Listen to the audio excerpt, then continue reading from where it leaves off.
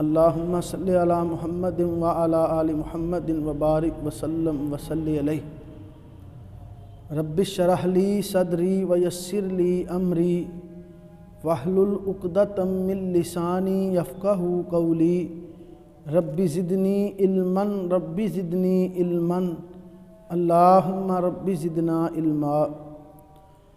हर किस्म की हम्दो सना, तारीफ़ात, किब्रियाई, बुज़ुर्गी और नज़र न्याज के लायक सिर्फ़ और सिर्फ़ अल्लाह वहदहू ला शरीक की ज़ात है, जो हम सब की हकीकी मालिक, हकीकी राज़िक, हाजत रवा, मुश्किल कुशा, गौसे आज़म और दस्तगीर है। अल्लाह अहकमुल हाकिमीन की हम्दो सना के बाद बेशुमार लातदाद अनगिनत दरूद और सलाम हों मेरे और आपके हकीकी पीर व मुर्शद, हकीकी रहबर और रहनुमा पैगम्बर अर्ज़ो समा मोहम्मद मुस्तफ़ा सल्लल्लाहु अलैहि व आलिहि वसल्लम की ज़ात अक़दस पर।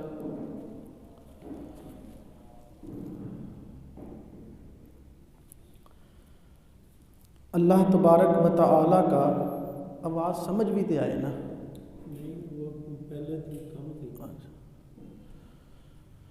अल्लाह तबारक व तआला का बहुत बड़ा एहसान है कि जिस रब्बे ज़ुल जलाल ने हमें बाजमात नमाज अदा करने की तौफ़ीक अता फ़रमाई है।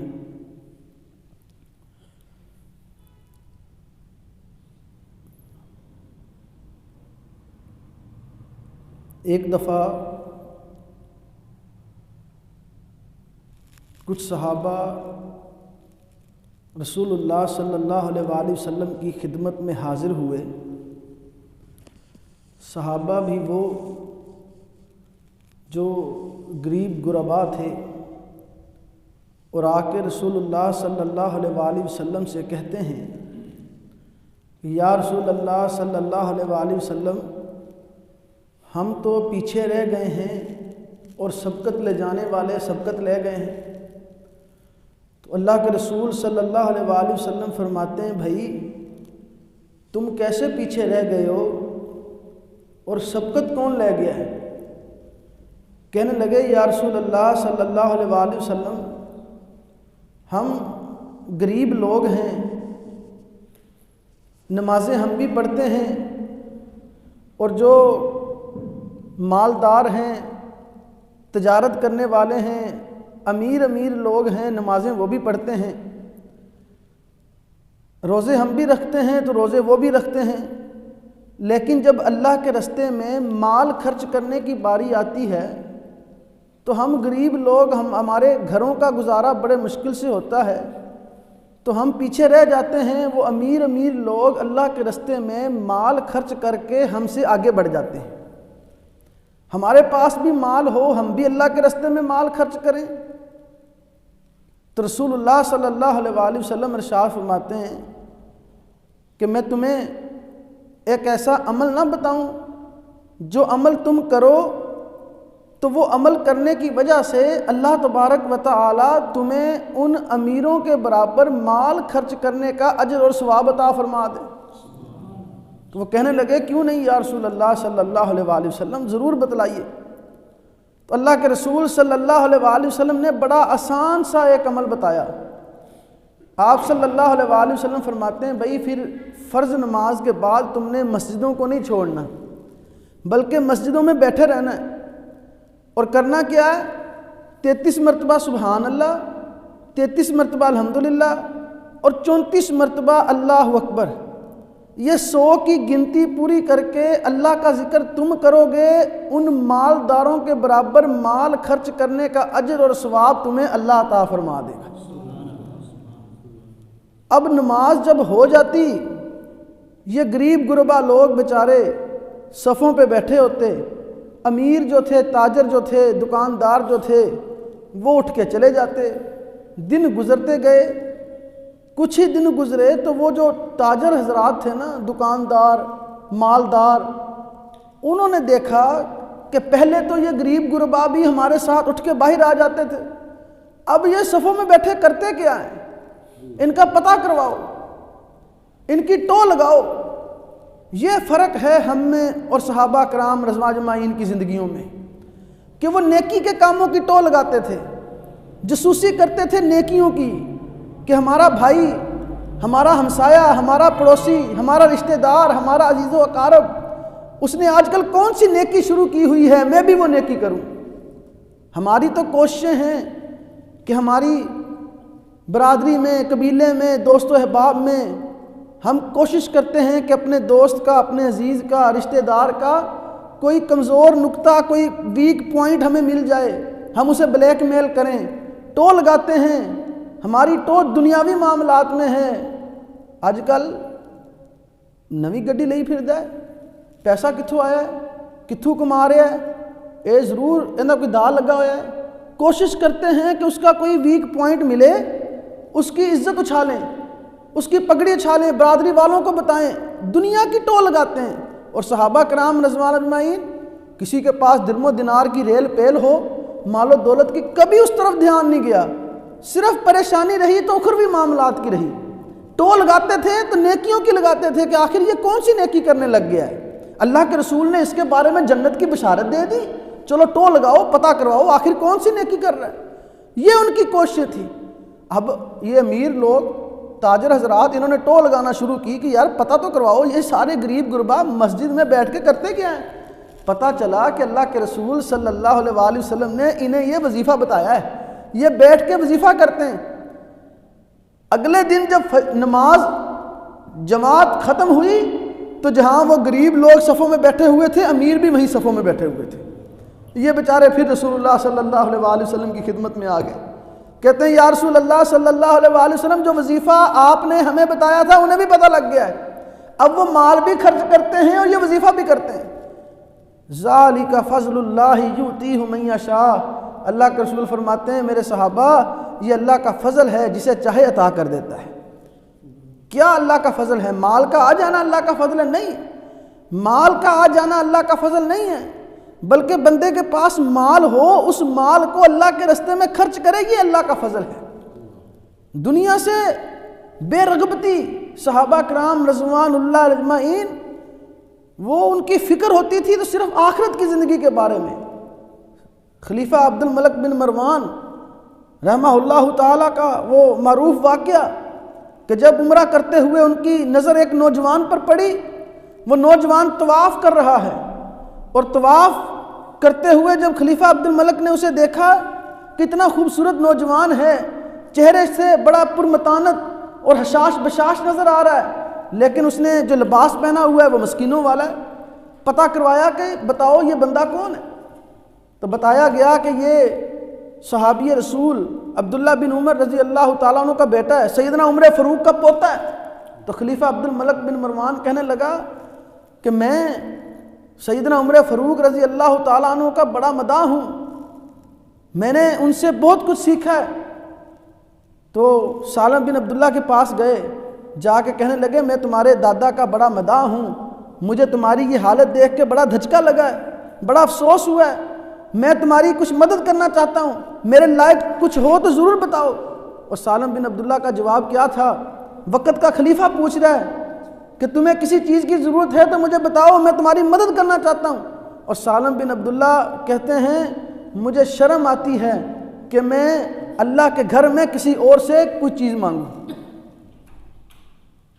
खलीफा अब्दुल मलिक बिन मरवान, उसने ज़िम्मेदारी लगा दी अपने सिपाहियों में से किसी की कि जब ये नौजवान अल्लाह के घर की हदूद से बाहर निकले तो इसे मेरे पास लेके आना। कहने लगे ठीक है। सालम बिन अब्दुल्ला जब इबादत करके तवाफ़ करके फ़ारिग हुए और हरम की हदूद से निकले तो उस ज़िम्मेदार ने ये ड्यूटी निभाई और सालम बिन अब्दुल्ला से कहने लगा आपको वक़्त के खलीफा याद कर रहे हैं, आपसे मिलना चाहते हैं।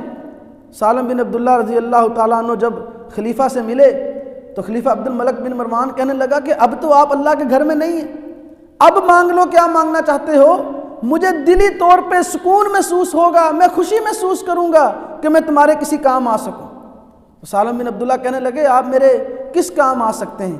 मेरी दो किस्म की परेशानियाँ, दुनियावी ज़रूरियात हैं, उखरवी ज़रूरियात हैं, आप मेरी कौन सी ज़रूरियात पूरी कर सकेंगे?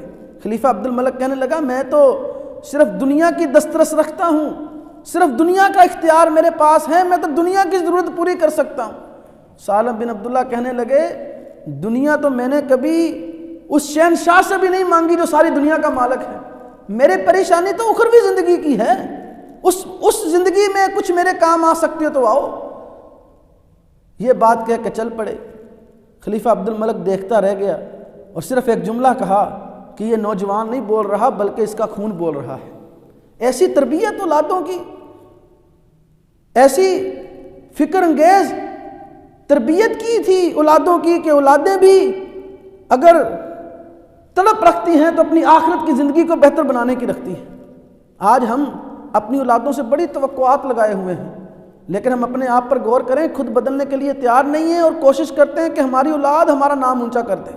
ये कुछ दिन पहले फ़ज़ीलतुल शेख हाफ़िज़ मसूद आलम साहब हाफ़िज़हुल्लाह ताला, वो यहाँ खाने वाले आए हुए थे, एक रेस्टोरेंट में बैठे हुए थे, इकट्ठे खाना खाया तो बातें होने लगी। तो शेख मोहतरम ने एक वाक़या सुनाया कि एक बच्चा, उसके वालिदैन मेरे पास लेके आए, कहने लगे जी इसके लिए दुआ करें अल्लाह इसे हिदायत दे। 29 पारे हिफ्ज़ कर लिए हैं, 29 पारे हिफ्ज़ कर लिए हैं, 30वां पारा हिफ्ज़ करने के लिए तैयार नहीं हो रहा। कहता मैंने नहीं पढ़ना। बड़ी मार भी, डांटा भी है इसे, मार भी खिलाई है, डराया धमकाया भी है, इसे इनामात की लालच दे के भी देख लिया है और काफ़ी इसके दम भी करवा लिए हैं, उस्ताद बदल के देख लिया है, मदरसा बदल के देख लिया है, लेकिन पता नहीं क्या हो गया। 29 पारों का हाफिज, चलो 10 पारे करके भाग जाता है बच्चा, 15 पारे करके भाग जाता है, माशाल्लाह 29 पारे हिफ्ज़ कर लिए हैं। कहता मैंने नहीं पढ़ना आगे। अब आपको भी पता है कि सनद तो उस वक्त तक नहीं मिल सकती जब तक 30 पारे मुकम्मल ना हो जाए। हाफिज़ कुरान तो बंदा तब भी बनेगा जब 30 पारे मुकम्मल हो। ये 29 करके भागा हुआ है, कहता नहीं पढ़ना। शेख मोहतरम फरमाने लगे चले आप ज़रा बाहर जाएं, मैं इससे कुछ बात करता हूँ, पूछता हूँ इससे। और शेख मोहतरम ने अपने अंदाज से उससे पूछा, सर पे हाथ फेरा, बेटा बताओ क्या बात है। कहने लगा क्या बताऊँ, मेरे वालिदैन मुझसे तो बड़ी उम्मीदें लगाए बैठे हैं, सुबह फजर से पहले आधी रात के वक्त मुझे उठा देते हैं, ठंडे पानियों से वज़ू करके मस्जिदों में भेजते हैं, मुझसे इतनी उम्मीदें लगाए बैठे हैं, खुद एक नमाज नहीं पढ़ते, मुझे हाफिज बनाने के चक्करों में और रिश्तेदारों में बातें करते हैं कि ए साडा पुत्र है जिन्हें सानू बख्शवाना है। मुझसे इतनी उम्मीदें लगाए बैठे हैं और खुद एक नमाज पढ़ने के लिए तैयार नहीं होते। तो मैं जब तक ये खुद नमाजी नहीं बनेंगे मैंने उस वक्त तक हिफ्ज़ नहीं करना। मेरे हिफ्ज़ का इन्हें फिर क्या फ़ायदा होगा, खुद तो नमाज नहीं पढ़ते। तो ये हमारे मजमूई तौर पर हमारी सूरत हाल बनी हुई है। हम कहते हैं हमारी औलादें नेक हों, हम जिस डगर पर चल रहे हैं उसी डगर पर चलते रहें, तो ये मुमकिन नहीं है। ये उसी वक्त मुमकिन होगा आपके बच्चे आपको फॉलो करते हैं, वो आपको देखते हैं। बाप तो सारा दिन दुनियावी मामलात में डूबा हुआ है, दुनिया को बेहतर बनाने में लगा हुआ है और हमें आखिरत का सबक दे रहा है। तो अल्लाह तबारक व तआला ने वाज़ेह तौर पर इस बात का ऐलान फरमाया, बल तुसिरूनल हयातद दुनिया वल आखिरतु खैरुम व अबका। तुम्हें क्या हो गया, दुनिया की ज़िंदगी को तरजीह देते हो? रब ने तुम्हारे लिए आखिरत बनाई है। मोमिन बंदे के लिए अल्लाह ने आखिरत की ज़िंदगी बनाई है। वो आखिरत के लिए अपनी तैयारी करे, आखिरत के लिए सोचे, उसके लिए आखिरत की ज़िंदगी अल्लाह तबारक व तआला ने वो ना ख़त्म होने वाली ज़िंदगी, उसकी बेहतरी के लिए उसे गौर व फिक्र करना चाहिए। पिछली जो गुजर गई सो गुजर गई। अपनी आखिरत को बेहतर बनाने के लिए, अल्लाह तबारक व तआला का कुर्ब हासिल करने के लिए, उस रब के करीब होने के लिए आपके लिए ज़रूरी है कि आप इन मसाजिद को आबाद करें, अल्लाह के घरों को वक़्त दें। ये इतनी खूबसूरत मस्जिद है, इतनी बड़ी भी नहीं है, लेकिन आबादी देखें कितनी है, कितने घर यहाँ पे आबाद हैं। लेकिन इसके बावजूद हय्या अल सलाह की आवाज़ सुनने के बावजूद, हय्या अल फलाह की आवाज़ सुनने के बावजूद कितने लोग हैं जो अल्लाह के घरों की तरफ आते हैं। तो जो आते हैं वो अल्लाह तबारक व तआला के मुंतखब करदा लोग हैं। तो ये आपकी ज़िम्मेदारी बनती है, अहले इलाका की ज़िम्मेदारी बनती है कि वो अल्लाह के घर को आबाद करने के लिए खुद इस इलाके में मेहनत करें। सारी ज़िम्मेदारियाँ सिर्फ अदारे के जो सरबराह हैं या अदारे के जो निगहबान हैं, ख्याल करने वाले हैं, मसाजिद की इंतज़ामिया उन्हीं की नहीं होती।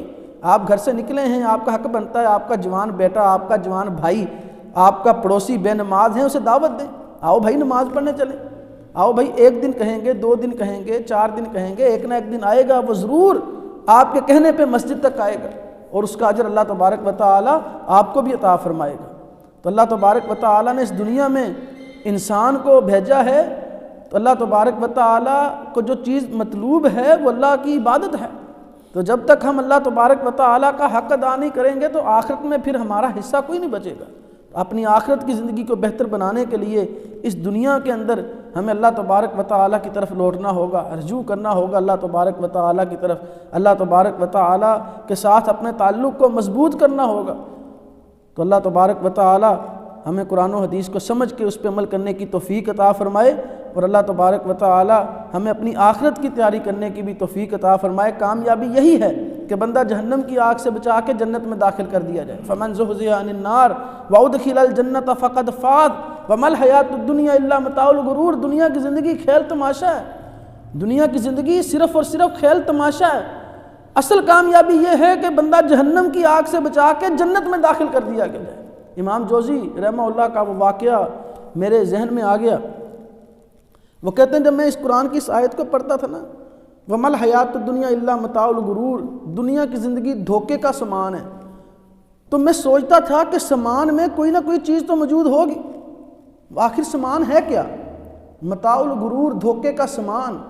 ये अलमारी आपके सामने है, कारी साहब कहते हैं अलमारी में सामान पड़ा हुआ है। जब तक ये अलमारी खोल के नहीं देखेंगे पता नहीं चलेगा कि सामान क्या है।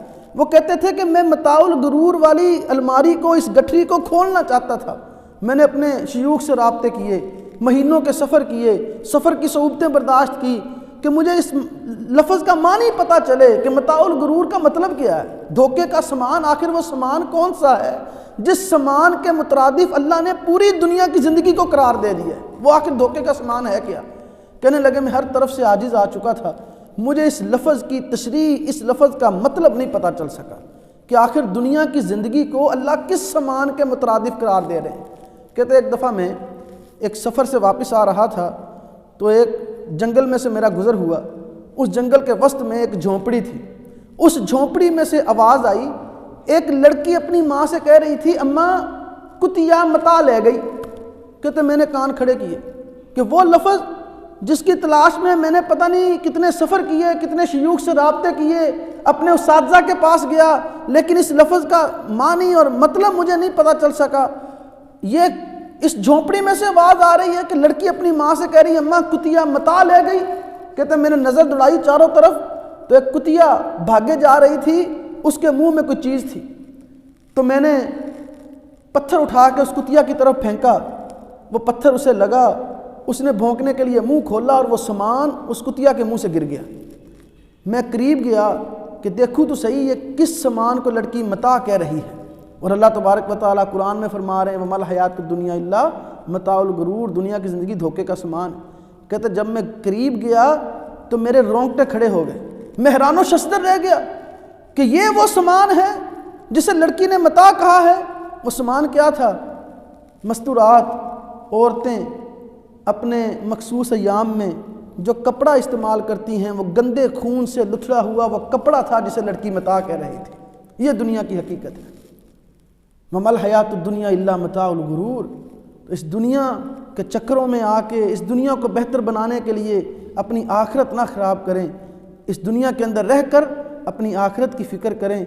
आखिरत बेहतर होगी, वो ना ख़त्म होने वाली ज़िंदगी अच्छी होगी, तो यही हकीकी कामयाबी है। अल्लाह अमल की तौफ़ीक अता फ़रमाए। सुब्हानक अल्लाहुम्मा व बिहम्दिका अशहदु अल्ला इलाहा इल्ला अंता अस्तगफिरुका व अतूबु इलैक।